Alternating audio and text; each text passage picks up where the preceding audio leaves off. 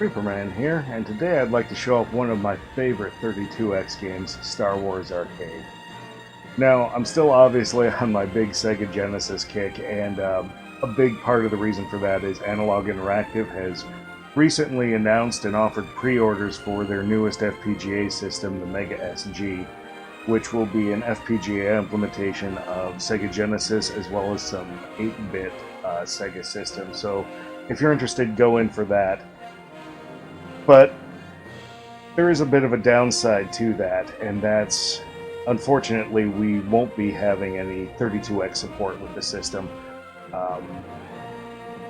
Obviously, there's going to be a lot inside that 32X that the system probably won't be able to do, and we definitely couldn't attach one simply on the top because of all the complicated analog mixing it does. And if we even managed to do that, then we'd still have the problem of having analog video out, or we'd have to throw in so many DACs that the lag would just be terrible.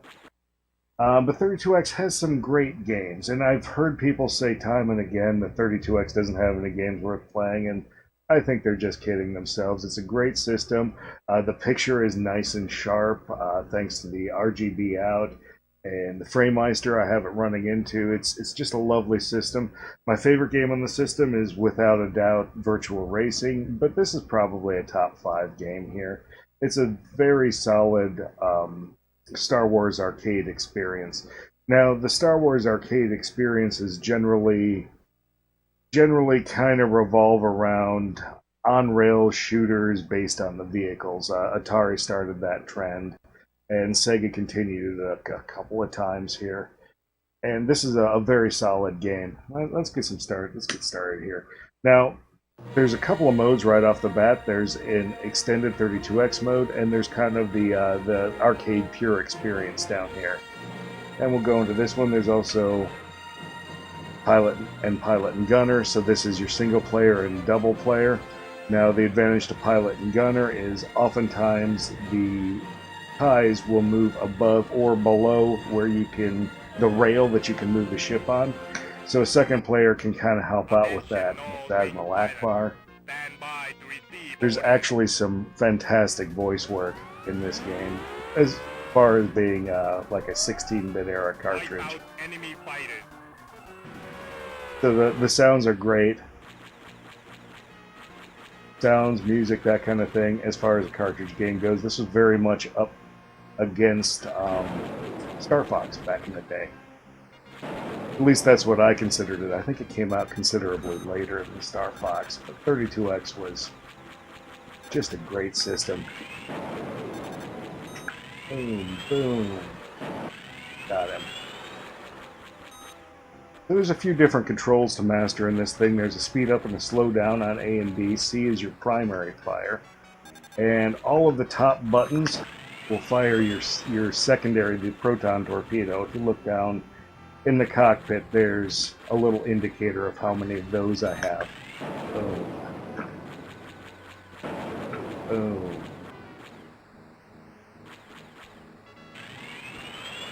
And they, oddly enough, steadily recharge, which is kind of interesting, but I don't really know how proton torpedoes work, so maybe that's typical. There is one other button, that is your mode button. The mode button, for people that don't know, was originally designed to disable the extra button enhancements for Sega Genesis games that couldn't take them. But in this game, it does what a lot of 32X games use it for, and that is controlling the view. So you can pop out and you can see a little more front to back. This does come at the cost of your radar, which is super helpful in this game. I don't know which mode I prefer flying, to be honest. Right now I'm doing fairly well. I've just got to destroy a prescribed number of TIE fighters. Boom, and then I get to go on to the next. It's TIE fighters for days in this extended mode. Whereas in the arcade mode, the second level right off is running down the trench of the Super Star Destroyer, which I've never done. So I don't think that would be a very interesting video, watching me fail at that over and over again. Yeah, maybe. Who knows? I may throw some footage in at the end. Boom, boom. So as you can see, you've got a certain number of shields depicted basically like all X-Wing shields are depicted. And I've got 7 of those left. Boom. R2 starts screaming at 4, which is kind of amusing. It's another nice sound sample that they have. Ooh.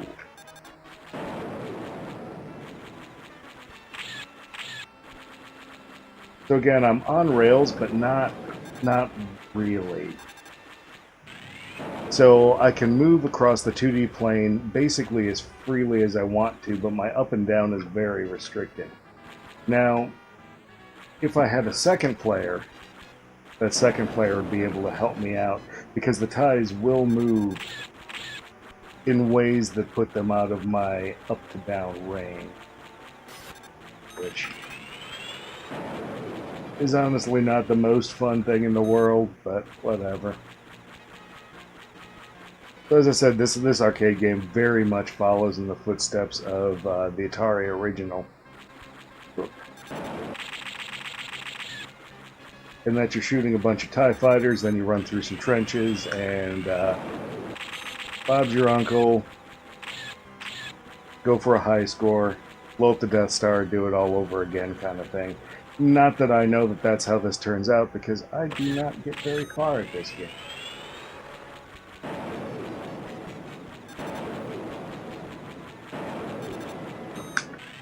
A lot of people see that as kind of a weakness, not getting far enough into a game to see it, but honestly, I don't think I've devoted enough time in this game to be good. If it just handed me the ending, I'd be a little bummed.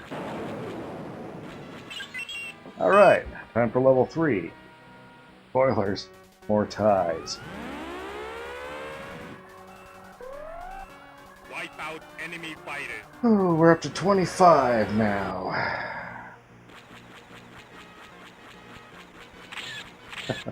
I promise there is actually some more to see in this game. Boom. Boom.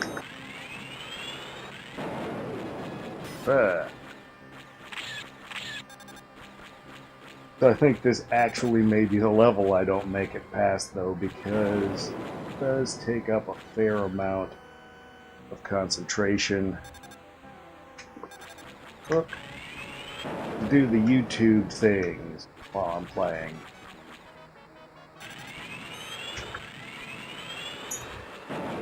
Boom.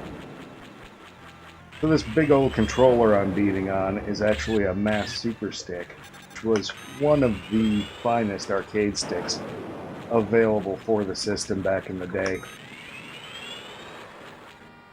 Or really currently.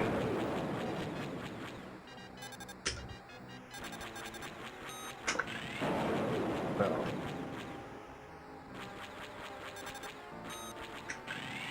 Mine's unfortunately got a little stiff of a switch on the C button, which usually isn't a problem, but on this game that is the main fire button. Oh.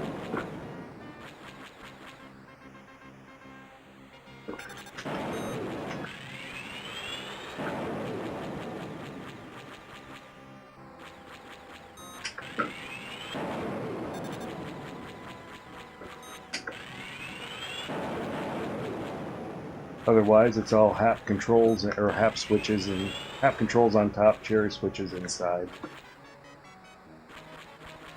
Boom, boom.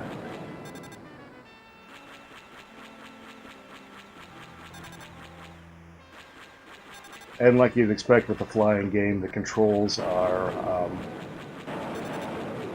I would say reversed, but they're actually standard, where you pull back and you go up.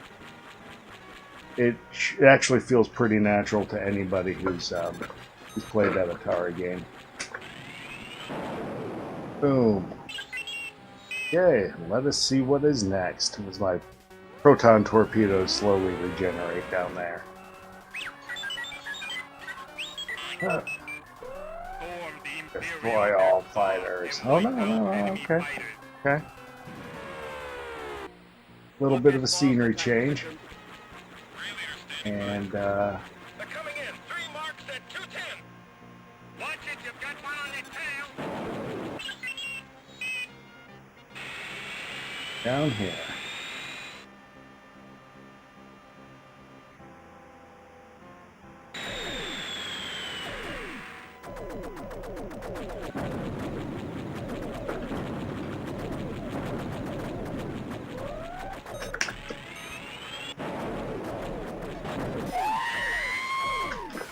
I am gonna need to pick up some speed here because I am just getting eaten alive by these cannons.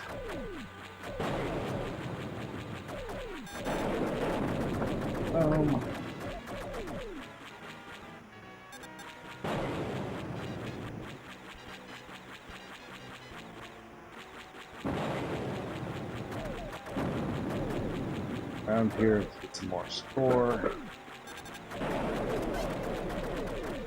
And I am almost out of shields.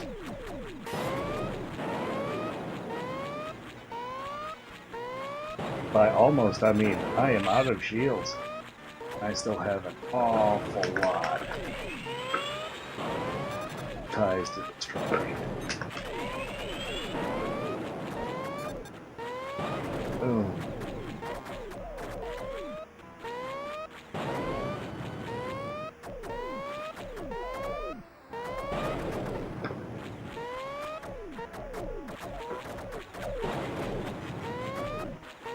Okay, let's not wander over the guns, and I've just blown up there.